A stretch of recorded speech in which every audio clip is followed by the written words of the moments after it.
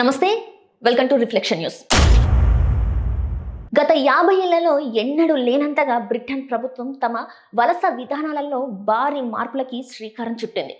Keir Starmer నేతృత్వంలోని ప్రభుత్వం తీసుకున్న కొత్త నిబంధనల ప్రకారం చట్టబద్ధమైన వలసదారులను సైతం దేశంలో శాశ్వతంగా స్థిరపడడానికి దరఖాస్తు చేసుకోవాలంటే 20 ఏళ్ల వరకు వేచి ఉండాల్సి రావచ్చు.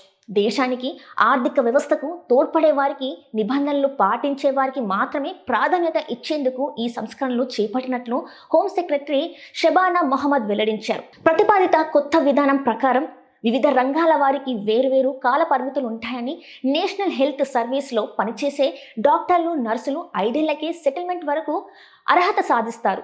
అత్యధికంగా సంపాదించేవారు, పారిశ్రామికవేత్తలు కేవలం 3 సంవత్సరాల్లోనే స్థిరపడేందుకు అవకాశం ఉంటుంది. అయితే తక్కువ వేతనం ఉన్న కార్మికులు, 15 ఏళ్ల ప్రభుత్వ ప్రయోజనాలు పొందే వలసదారులు 20 ఏళ్ల వేచి ఉండాలి.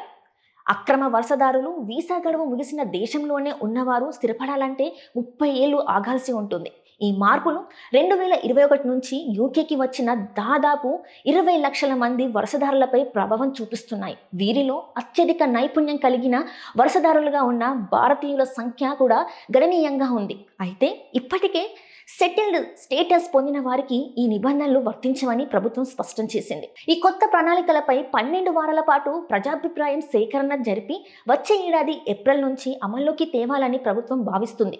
మరో కీలక మార్పు ఏంటంటే, వలసదారులకు ప్రభుత్వం ప్రయోజనాలు, సామాజిక గృహవసతి వంటివి సెటిల్మెంట్ పొందిన వెంటనే కాకుండా బ్రిటిష్ పౌరసత్వం పొందాకే లభిస్తాయి. బ్రిటన్లో స్థిరపడడం అనేది హక్కు కాదు, అదొక అదృష్టం. దాన్ని సంపాదించుకోవాలి అని హోం సెక్రటరీ షబానా మొహమ్మద్ వ్యాఖ్యానించారు.